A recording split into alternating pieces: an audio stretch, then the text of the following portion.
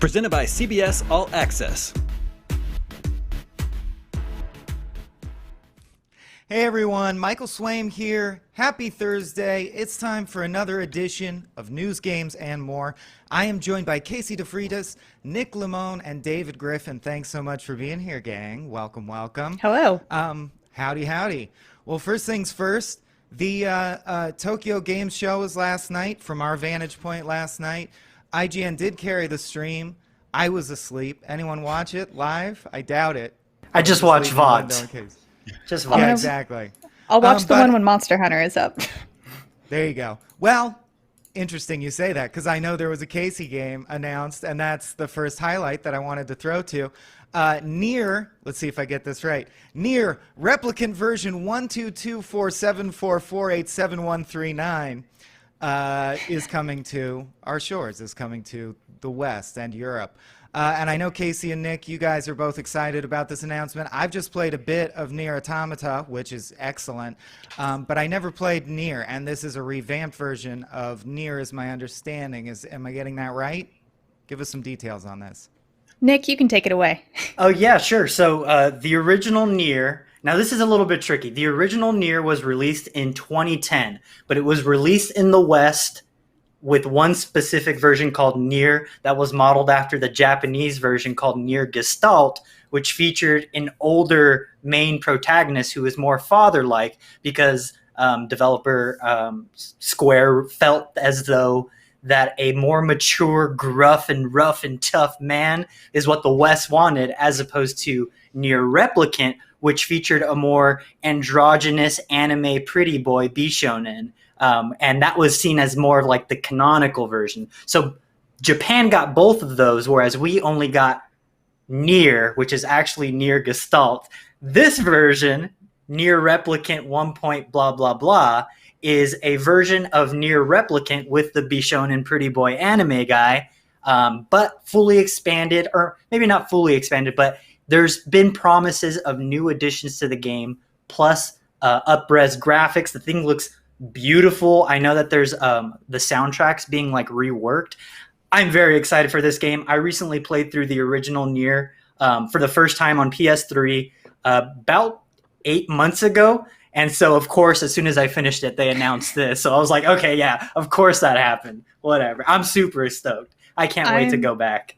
I'm very stoked for a totally different reason. So it's funny that I guess they weren't expecting to market to ladies like me, but I was kind of turned off by the main character's look, and I kind of preferred the pretty boy protagonist that we had in the weird precursor Drakengard, where the main character was Kaim and was one of those stereotypical like Bishonen but still dark kind of main characters.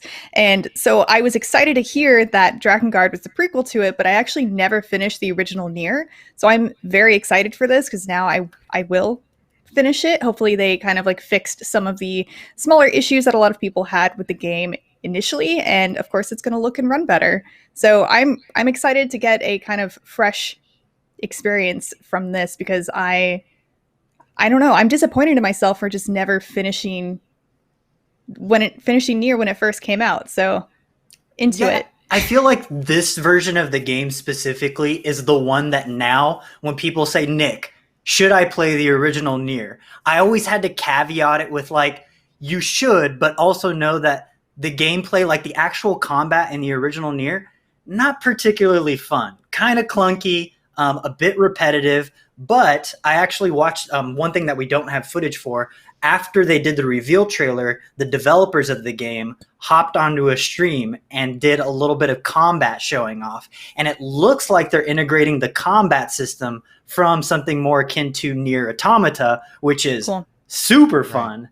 And they're working that into the original Nier game. So now I no longer have to caveat, yeah, the combat's now not good. Now it's like, oh yeah, this is the version you want to play if you want to get into Nier. Oh my gosh, this is a dream come true.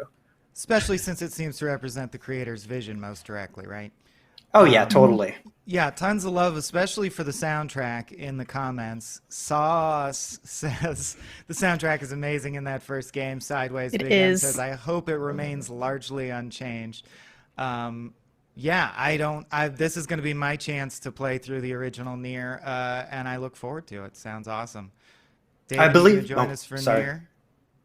I mean, Nick sold it. That was a great talk, Nick. I guess It sound good, right? I didn't know much about it. I've played Nier, so correct me if I'm wrong. So I played Nier Automata on PC. It was on Steam. That's the most widely played. That's the most widely played. And I think I only got to maybe. There's a part where you fight a giant mech. It's cool. It's this big red mech, I think, if I'm getting that right. It was a really cool scene, and I enjoyed what I was playing. But then, just like a lot of things, I stopped and moved on to something else. But after Nick's talk here, I want to give this one a shot. Yeah. Speaking of stopping and moving on to something else, Nier, but a different one. Nier Reincarnation, a 3D and 2D mobile game spin-off title, will be released in Europe and North America as well. That's awesome. A lesser follow-up, but if So, you love yeah. Nier, now you know, right? So, Nick, we were kind of talking about this before. Is this a prequel to Nier? So I've been patrolling the Nier subreddit trying to find more information about what this game is. I know that it is a mobile spin-off that I think is a prequel to Nier and Nier Automata, but I think that it takes place after Drakengard. If I had to guess, I think this is post the world gone to hell in the Drakengard joke ending, and like, because I think you play as a young Kaine, who is a very prominent character in the original Nier. So Yeah. I don't really know what to expect from this. It seems like based on this trailer, there's a lot of like storybook like influences and visual styles going on, which is cool because when they first set out to make the original Nier, they wanted to base it on like traditional fairy tales, European fairy tales. So a lot of characters, a lot of bosses have names ripped straight out of the fairy tale book. So I'm hoping that this kind of taps into like the Nier that almost was. It is a gacha game though. So like, you know, you're probably gonna have to drop some money if you want to advance, but who knows? I'm wondering, I don't know. I'm interested if this will go into more detail on how exactly Drakengard and Nier are connected. They'll be we have a very vague idea, but it still is kind of a thing to wrap your head around it. And I also read that this Nier Reincarnation involves exploring weapons memories, which is a callback to both Drakengard and Nier as well, because I guess history memory is kind of the same thing. You can read about a weapons history in those games, and that was always one of my main reasons for upgrading those weapons in Drakengard. I thought those stories were very interesting, so I wonder if that's going to be a callback to the weapons you can find in those games. I think that framing device does lend itself well to like vignette style storytelling where it's like, oh, this is the episode where you go into the katana's memories. This is the episode where you go into the hammer's memories. So I feel like that really lends itself well narratively to what a mobile style game could look like. Yeah, I know Yoko Taro's other mobile game, Sinnoh Alice, the first time I heard about it, I was very excited, but I've been getting those ads on Twitter all the time, and it's I don't know, sometimes those come across my Twitter feed, and I'm like, wow, this is really not safe for work. Good thing I'm not in the office. I think that's the thing with a lot of Yoko Taro. He touches on a lot of things that might not typically be safe for work. So I'm curious. I've never seen a mobile game attempt to do something so bold, so we'll see if it actually does. Yeah, I really hope that all of his projects continue to do exceedingly well, because I am holding out for a complete remake of the original Drakengard. But you know, the first, oh my gosh, the more I think about it, the more I'm like, how are they going to do this now? Because it was so Dynasty Warriors, but it needs to work. Well, the combat in Drakengard 3 was great, but I think they completely destroyed the in-air mechanics with that. Mm-hmm. So, and it also didn't run particularly well. Yes. I still love Drakengard 3, don't get me wrong, but man. Same. Yeah. I love both of those games. Not Drakengard 2, that's not canon, but... Swaim, David, I'm so sorry. Yeah, this is just Casey and I freaking out about This is Nier. great to witness, isn't it, David? This is nice. I'm learning so pressure. I don't meet a whole lot of people that know what the heck I'm talking about when I mention Drakengard, so I'm just like, let's just talk about Nier and Drakengard. Drakengard fans are losing their stuff right now. Well, all also, 6 of them. This, I don't know. I see this creator get a lot of sustained love. I think they do inspire passion in the audience. But I am going to move us along. Yes. Other big announcements from the Tokyo Game Show. Microsoft has already reduced the price of the Series S in Japan by the equivalent of about 28 US dollars. There's not a lot more to it than that. It's just an interesting anomaly. Other than our news writer speculated that the PS5 and PS5 Digital Edition prices were announced after the Series X and S prices in Japan. So it may have been like a recalibration because Sony wants to remain in a specific ratio to Microsoft and vice versa. You know what I mean? Keeping the price points where they need to be, I guess, for whatever strategy each is pursuing. I don't have much to add. Just a minor point. In case you missed it, other big things. Microsoft Flight Simulator is getting a Japan World update. Obviously, Flight Sim already has the whole globe, but it's auto-mapped with a lot of anomalies. We ran a piece a while back about giant one-pixel tall towers that fill the sky like the Eye of Sauron. So this I love that game, by the way. I don't know if anybody else is playing that. Yeah, please. I love that. Well, I guess it's not a game. It's a simulator, right? It's not really a game. I love it. Well, do you get objectives? That was a question I had about it. Or is your objective always land at the airport?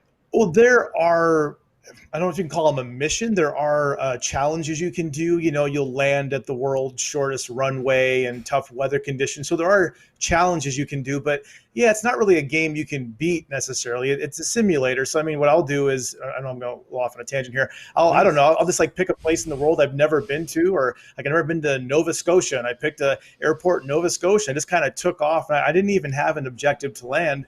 I just flew around Nova Scotia for, I don't know, 35, 40 minutes. And I was just kind of sitting there, and my fiance is sitting over there asking me like, what are you doing over there? I'm like, I'm just flying. I don't know. I'm just flying. I'm just checking out some areas. So I really just love it. Yeah. It's such a cool, unique experience. And it's so, I'm sure people are getting tired of hearing this. It's so gorgeous. You know, I'm playing it on PC. So it's a tough game to run, it's pretty demanding, but man, I just love the experience of getting up there, and kind of makes me want to be a pilot. I think I'm a little bit late on that, but I think it's definitely worth talking about this now, just because I was just going to say Seth Macy, this is his game of the year so far. So we should talk about it more. I do think this is the closest. I think this is the closest we'll get to actually traveling at this point of like just being in a pandemic and under quarantine. And like this update specifically has me excited because I was supposed to go to Japan this year in April. Oh, no. And so now it's just like, oh, at least I can go in Flight Simulator. But I got to get through those tutorials. I downloaded it, all 100 and whatever gigs.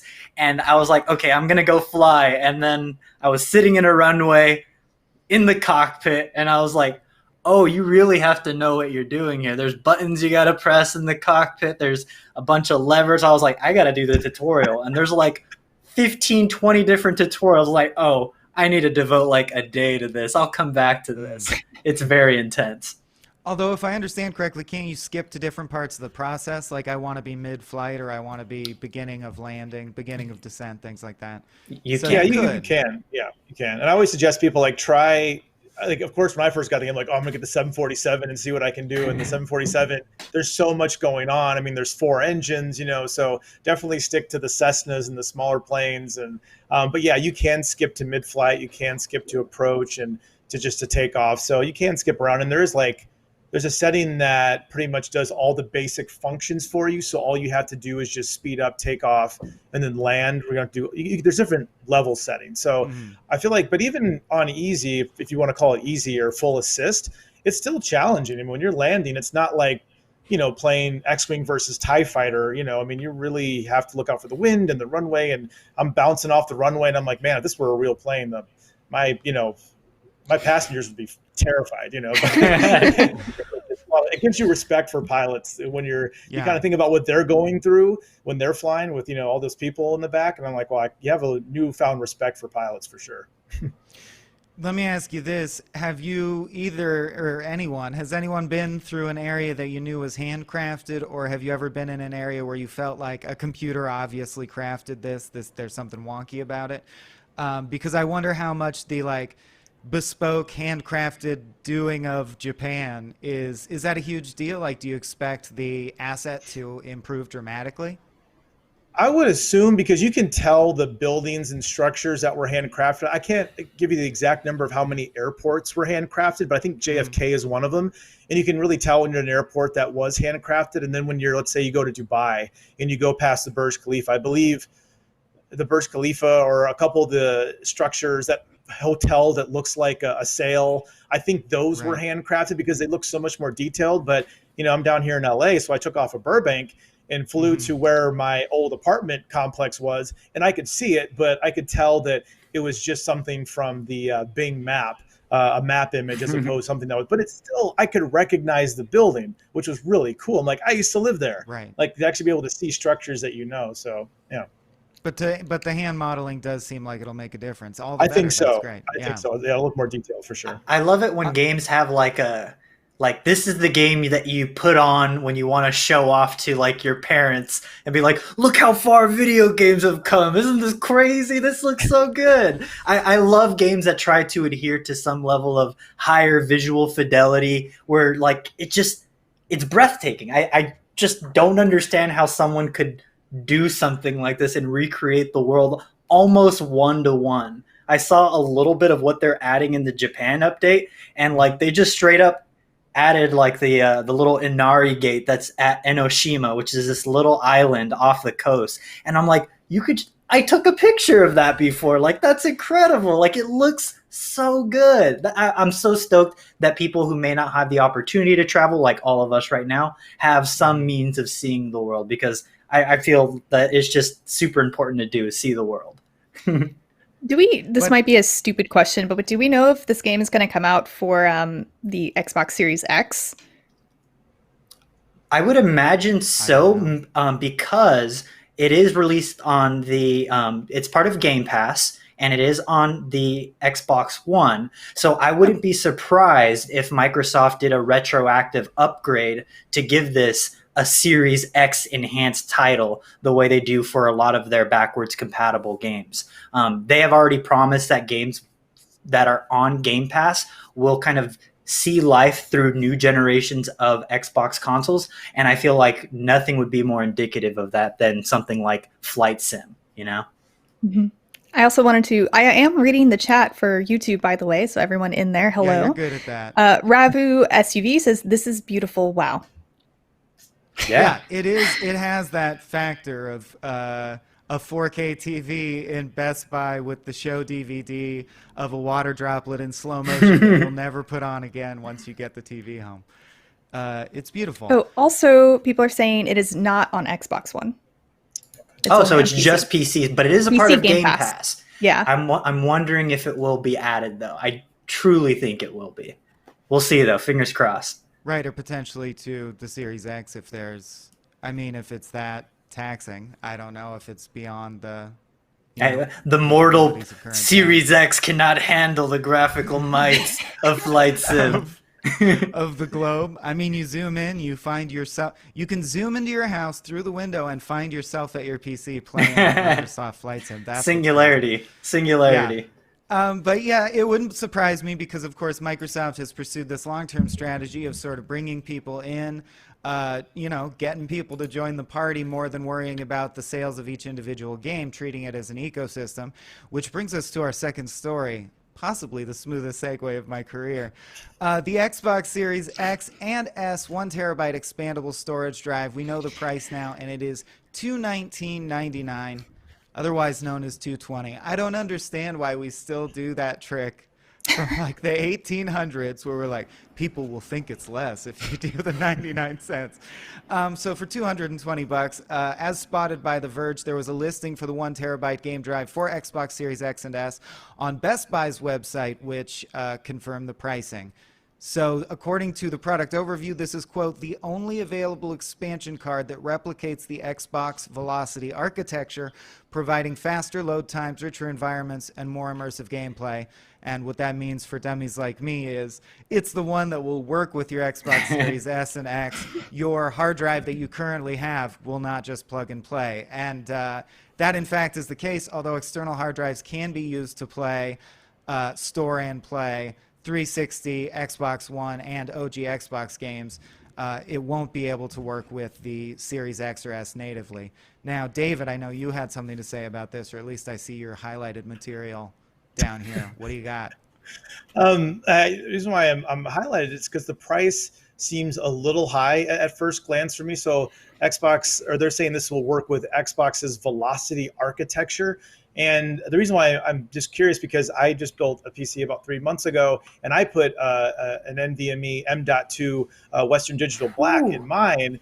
And not it's just trying to give the names. People want to look it up or see what it is. And that's, one of the fastest means of storage, for a PC that you can have. So when I see them talking about their Xbox Velocity architecture and they're charging $219 for it, which I paid less for mine, I'm wondering, and Nick, I think we were talking about this earlier, so maybe you can give some more input here. Is this NVMe M.2 technology faster than what I have in my PC, or are they able to charge more because they're putting the Microsoft and it's made specifically for the next Xbox? So I'm just curious. For right now, though, it seems a little expensive. I feel like I just hope that I hope it's worth that amount of money for their charging, because I just don't get the price difference. I don't know, Nick, did you have any input in that?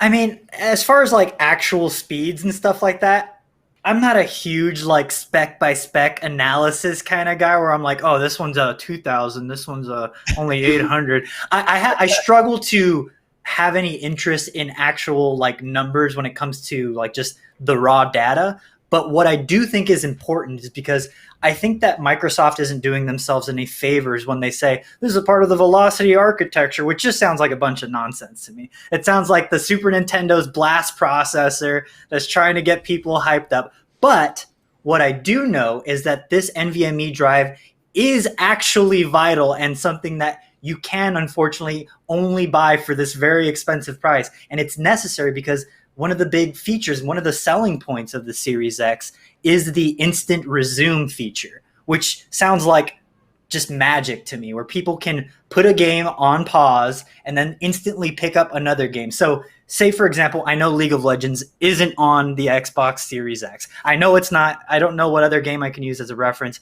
but say I wanted to queue into a match. According to Microsoft, I can queue into a match, and while it's looking for players to add me in, to add to the match or whatever, I can instant resume my playthrough of Nier Automata on Xbox One, do a side quest, check back in on my progress in the ongoing game that's queuing in, and it's supposed to be 1-to-1. I know that was like a thing that I'm pretty sure Major Nelson showed off a while back, but like I can't do that really on PC without opening up multiple windows. Like you can if you go borderless full screen, but then there's a lot of like asterisks when you say you can do that on PC. I'm honestly afraid to open up 2 games on my computer because I think it'll just explode. So the fact that Microsoft can do this on a consumer console blows my mind. It just sucks that we're paying the proprietary PSP memory stick price for all of this. Well, especially given the math that if it was your plan to get the Series S and then upgrade the size, like if you thought, all I want, which I imagine is a pretty common plan. I live on a budget, but I wanted to have the massive size at least so that my library can exist. This takes it to around $520, which is more than it would be to get a Series X. That's what I was thinking. Like, why? If you pre-ordered, that sucks for you. Yeah, that was exactly my thought. Like, if you might as well have just gotten the Series X, because then you'll get more storage plus the better performance. Yeah. I know it's not exactly a 1-to-1 because you're only getting an extra half terabyte in the Series X versus the Series S, but gosh, that's expensive. I know that Microsoft did say that third parties will be able to make their own in the future. So hopefully that will drive the price down, and we'll maybe get some adapters for pre-existing solid state drives, but I don't actually see that happening considering all of the tech going on with the Xbox. But I could be wrong. I don't know. There were a lot of systems previously that had proprietary like memory cards, like, I don't know, the PSP. So maybe this will be that case as well. And it will probably be the case for the PlayStation 5. But I could be wrong. This is just speculation. So at that point, yeah. User Mighty Healthy says game files on Series S will be 33% smaller. Keep that in mind. Thank goodness. But like, Yeah. I've definitely ran into the issue early on in this current generation that we find ourselves in, where I was like, oh shoot, my PS4 is full of games already, and I gotta delete something in order to make room for a new thing. But as things have progressed, I realized like, how many games do I actually need to have on a hard drive? Like, I think at most I have in rotation maybe 3 games, and even that's a lot. I feel like, 3 games, that's all you really need to have readily accessible. Otherwise, get an external drive, a Seagate external 8 terabyte drive, throw that bad boy off to the side, and you're good to go. But I see Casey shaking her head. Are you a 20 game person? Like maybe, I don't know, Go off, 6 Casey. to 10. So look, sometimes I have games. 6 to 10. Yeah, Sorry, sometimes go I on. have games that I need for work or that I need to put some time into either for a wiki that I'm writing or to help oversee a project with freelancers. But anyway, I need those games available in case I need to do something with them. And that can be said weeks after the project concludes for DLC or updates, or maybe there's a random thing trending and all of a sudden I have to go back into the game and capture something real quick. And real quick is not real quick when you have to re-download 100 gigs. So I routinely keep games that I have worked on my system as long as possible. And considering I'm usually working on a new game every couple of weeks or so, I'm trying to have all of my fun games that I sometimes play with people, like I don't know, like Rocket League and Smite and Final Fantasy 14 online, like a Realm Reborn, while also trying to have like my single player games that I am playing and then also my work games. And that it's just too much. It's too many games I feel you. to keep up all that space. I feel you. At least you're going to be able to instantly resume between all Yes. 14 to 20 of them. I'm actually really excited about that. That sounds great. Yeah. I can't wait to Yeah. push it to the limit, though. Just like see how many games I can instantly resume.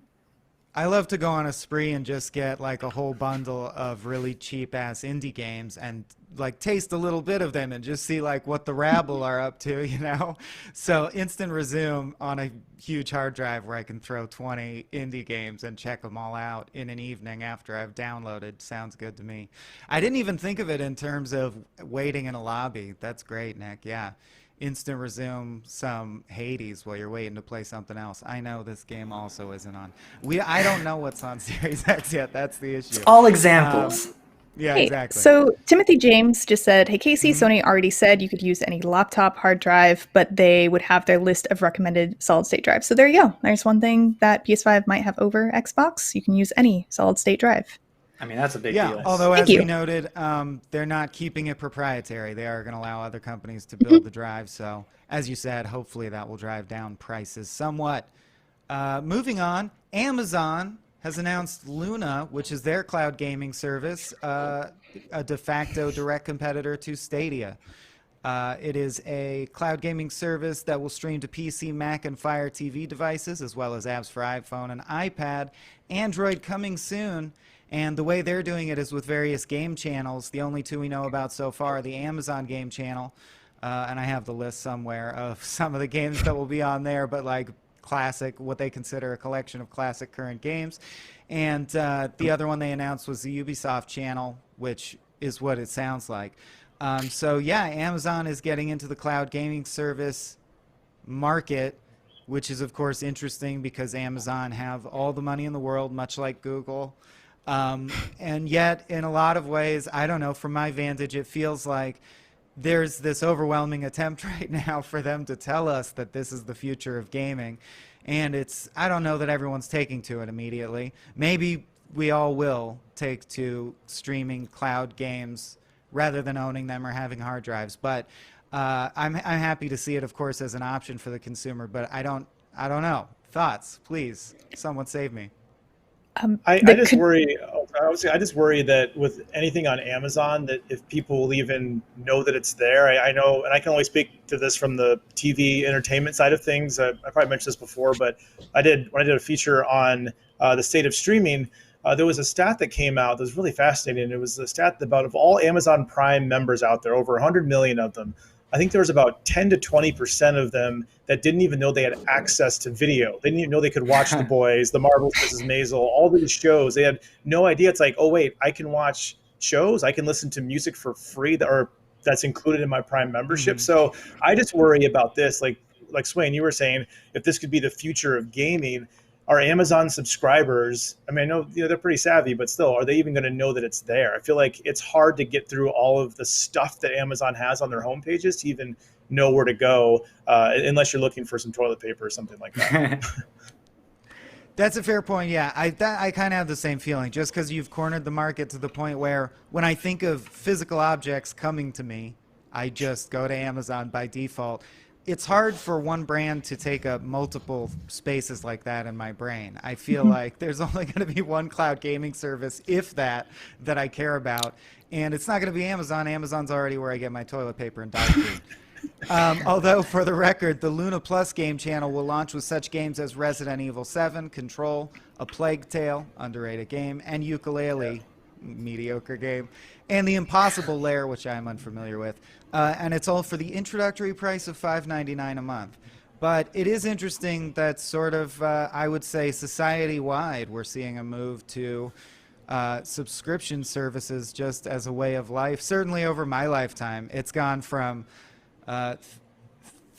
products are a thing you buy in discrete amounts to a lot of products are a thing that you pay a monthly fee and you sort of forget about it and it's ephemeral and it just comes, whether it's through like a DSL cable or to the door physically. And I think that's better for retailers than it is for consumers. So it's a trend that's new as of like I've been alive, and I wonder how far it'll go before there's pushback. Because I do think subscription fees insidiously end up costing the consumer more in the end than flat fees, but I could be wrong. I'm not an economics professor. I just know how it feels when I do the math and I do my budget. And I realize I got screwed because I pre-ordered an S and I was going to get the add-on drive. Yeah, but people interested in Luna Plus can sign up for early access now. It's not clear when that will launch. I am hoping that Pricey. the introduction of more services like this will force everyone on this playing field to get better and do better and offer more competitive prices, et cetera, because I know Stadia has been having problems. I bought a Stadia earlier this year because I don't have a PC that can reliably play Baldur's Gate 3. And I was like, okay, well, it's going to come into early access and PC and Stadia, so but I don't even know if that can reliably play Baldur's Gate 3. I guess we'll see. But I'm glad that maybe we'll be getting an upgrade because there's more competition. And also the Luna controller looks exactly like the Nintendo Switch Pro controller. Oh, I didn't know that. It looks very Casey, 'cause similar. You were talking about games for work, and I feel like I own more games than I ever have since I started this job. Corey YYY commented, "Oh man, it's so much simpler when it's Sony, MS, Nintendo. Now everyone out there is going to put their foot into gaming. I can't buy everything." Yeah, and no. I just hope they don't do. It's like you're going to bring the games. Don't start doing Amazon original games because if there's one good one, now I have to buy this also, and I'm part of the problem, and I realize that. But yeah, Luna. Enjoy. Invite Amazon deeper into your home, people. There will be no consequence. Our next story, Doom Eternal, coming to Xbox Game Pass. Only really notable, phenomenal game, but only really notable because, of course, this is the first sign we've seen that's like a concrete thing since the Bethesda purchase, the ZeniMax purchase, really, but Bethesda included. So Doom Eternal coming to Xbox Game Pass on October 1st, and I'm sure it will be very welcome there. And this is just... what a time to be alive. This ZeniMax purchase is going to change some things that I've taken for granted for many years. It's going to be weird. Dude, I feel like people are going to call me a Microsoft fanboy, but I am convinced that Game Pass Ultimate is just the best deal all around in gaming. I think that it is the coolest service that I think companies like Amazon, like Google should be trying. We asked you to fill in for Ryan McCaffrey. I wish I had a Series X sitting on this shelf over here. Yeah, for real. But I think that it's such a value for the consumer in a way that's it just blows me away. I think it's so cool that we are getting not only day and date releases for Microsoft first party titles like, every single Halo game, now every Bethesda game from here on out. Like, that's exciting. Like, imagine launch day for Elder Scrolls 6, and they're like, and you can play it on Game Pass. And it's like, oh shoot, I have that. That's wild. I don't have to pay another $60 for Elder Scrolls, one of the biggest games ever. So like, it just seems like a no-brainer to integrate Bethesda. But now it's just like, is Bethesda bullying Microsoft's first-party titles out of the limelight? Is Halo now second rate behind Elder Scrolls and Fallout? Like, that's wild. I'm saying it, yes. Like, Halo's been ported to just Microsoft consoles, but Skyrim's been ported into everything. So, like, it's a big deal, dude. Yeah, it really is. It's again, it'll be a fun ride. I'm interested to see all the fallout from that, and that's the last time I'll do that joke, I promise.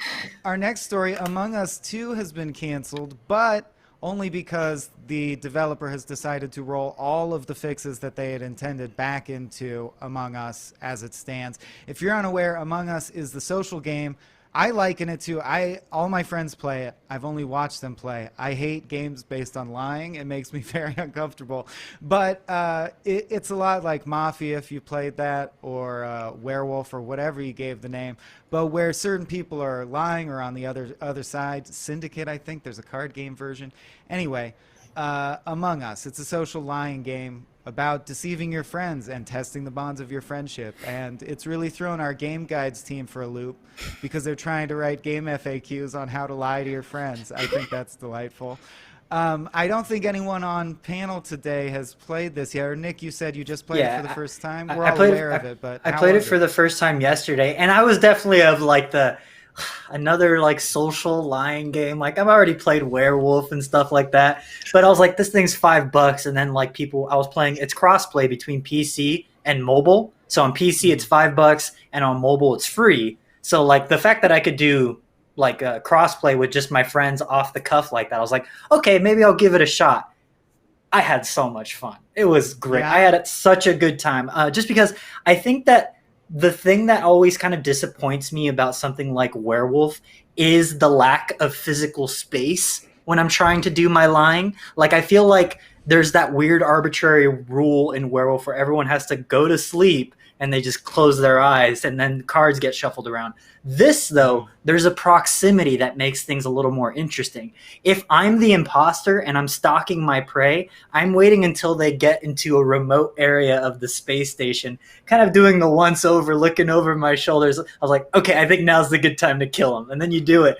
And then you just... There's something magical about getting a kill off as the imposter, walking away from it, and then no one discovering the body until like 10 minutes later. And then an emergency meeting is called. It's disturbing me. Dude, it's so upsetting. Like nothing matches the thrill of murder. I straight up, I asked my partner, I was like, does it alarm you that I can like turn into like a good liar off the cuff just because I want to win the game? Like, is that like upsetting to you? And she was just like, no, like, I get it, you want to win. It's like, I use my power for good and only just video games and stuff like that. But it does make you think like, man, this friend's really good at lying. I gotta keep an eye on them. Huh.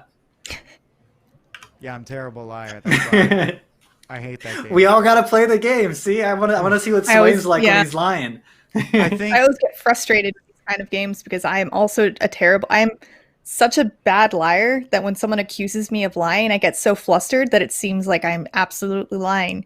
But there's a slight benefit to that too, because then regardless whether I'm lying or not, I act exactly the same, so no one really knows. Everyone thinks I'm lying always, and statistically most of the time you are lying, but even when I'm not, I'm just so nervous they think I'm lying. So it feels like their game has no controls because nothing ever changes for me.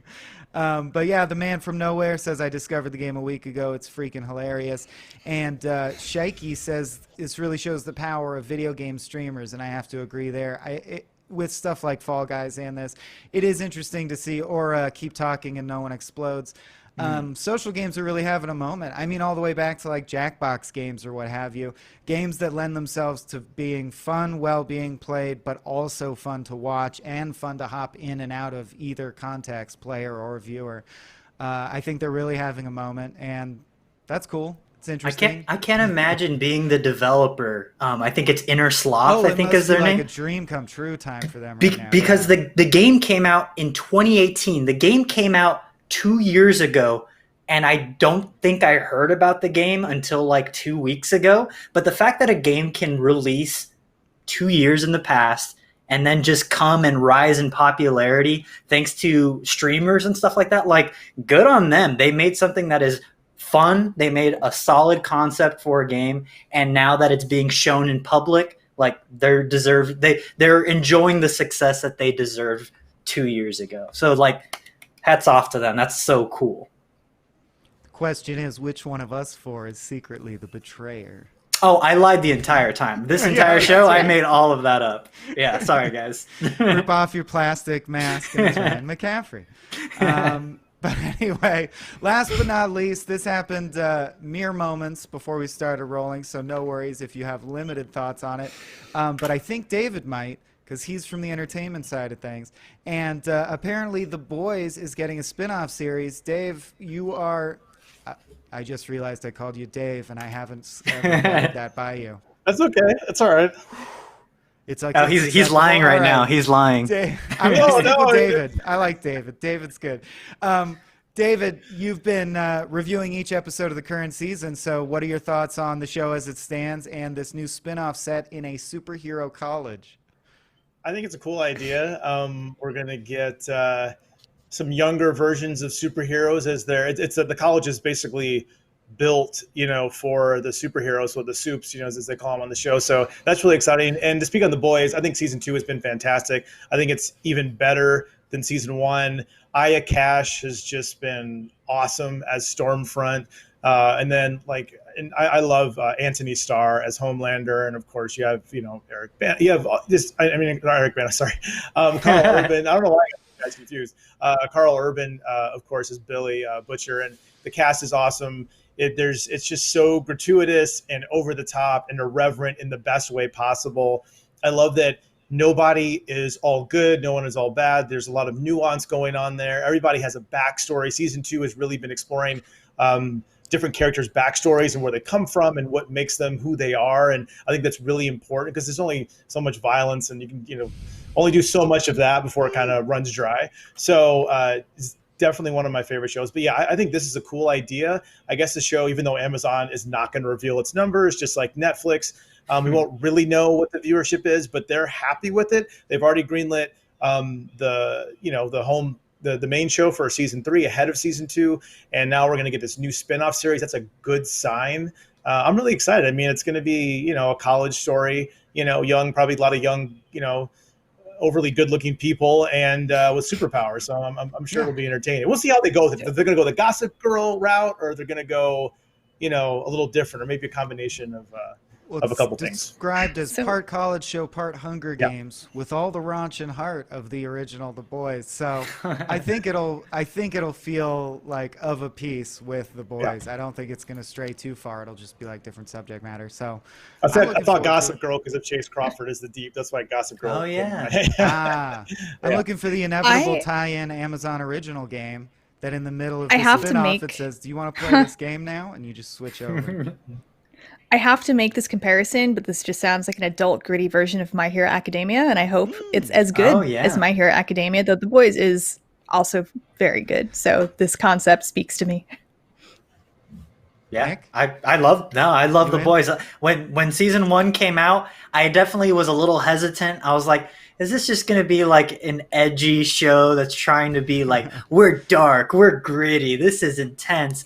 But I was like, okay, I'll give it a shot, whatever. I checked it out. I devoured the series. I think that it does a good job of, being edgy, being dark, but not overtly where I feel like uncomfortable. I think it just treads the line just comfortably enough where anytime something is happening on screen that shouldn't be, where I feel like a character is going to get caught, I am mortified because I'm like, this person's going to get like ripped in half. Like, what happens when you throw Superman in like an R-rated, like, oh, I only care about myself. And it's just like, oh my God, that's horrifying. Like, but the show has a lot of interesting messaging, especially surrounding grief, trauma. And I think it handles those subjects very eloquently and does some genuinely fun and hilarious things. Yeah, it does have heart and empathy to balance it out. I think it needs that in 2020. It would be a difficult sell otherwise. But yeah, we all like The Boys. let's hear it for the boys. And on that note, that's all the news we have today, and games and more. But I've been Michael Swaim. This has been Casey DeFreitas. I'm going to try and do... No, it always goes opposite. Casey DeFreitas, David Griffin, Nick Lamone. Thank you so much, you guys. We'll be back tomorrow at the same time, but don't go just yet, because at 5 p.m., a mere 15 minutes from now on this very stream, there's a very special Up at Noon where Max and Brian will be unboxing a $250 something Knights of the Old Republic Darth Revan lightsaber. I knew it was worth $250. Yeah, so stay tuned for that. Brian was playing with that during the morning meeting, and it had very cool sound effects. Spoiler. You should hop in and watch that. I think his kid was messing with it in the background. It looks great. So check that out, and we will see you tomorrow at the same time for another News, Games, and More.